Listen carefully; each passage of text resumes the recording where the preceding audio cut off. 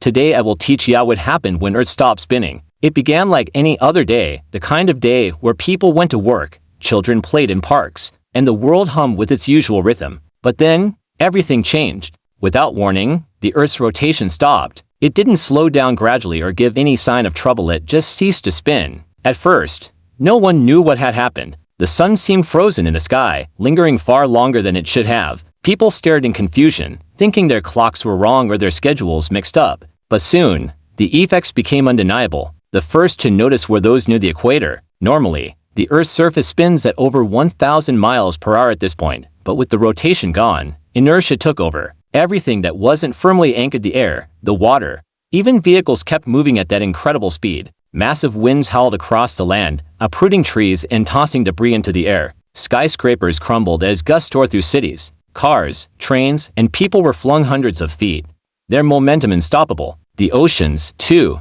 didn't escape the chaos. Massive tidal waves, some reaching heights no one had ever seen, raced across coastlines, swallowing entire towns and cities. In moments, landscapes were reshaped, and millions were lost to the fury of water and wind. But the devastation didn't stop there. With the Earth no longer spinning, the planet's day-night cycle was destroyed. One half of the Earth became permanently exposed to the sun, while the other plunged into perpetual darkness. On the sunlit side, the heat became unbearable. Without the cooling relief of night, temperatures soared, forests ignited, lakes and rivers evaporated, and crops withered under the relentless glare of the sun. People tried to find shelter underground, but the heat seeped into every crevice, turning once hospitable environments into deadly ovens. Meanwhile, the dark side of the planet faced a different nightmare. Temperatures plummeted to below freezing, and darkness engulfed the land. Plants and animals that relied on sunlight perished, and the air itself grew colder, heavy with ice crystals. Survivors tried to huddle together for warmth, but the cold seeped into their bones,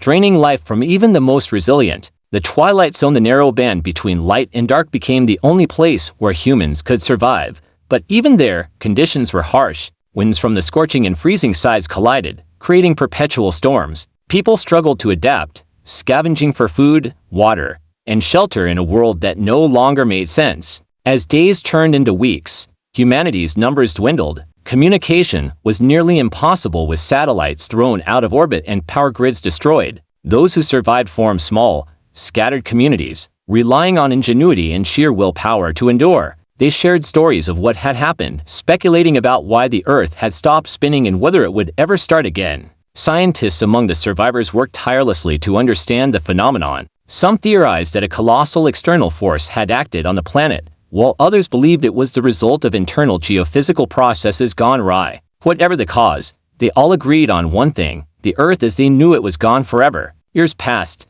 and the survivors adapted to their new reality. They built wine-powered shelters in the twilight zones, harnessed geothermal energy for heat, and developed ways to grow food under the dim, stormy skies. The memory of the spinning Earth became a legend, a story told to children who had never known what it was like to see the sun rise and set. But deep in the hearts of humanity, there remained a spark of hope. If the Earth had stopped spinning, perhaps it could start again. And so, even in the face of unimaginable odds, they continued to dream of a world that turned once more.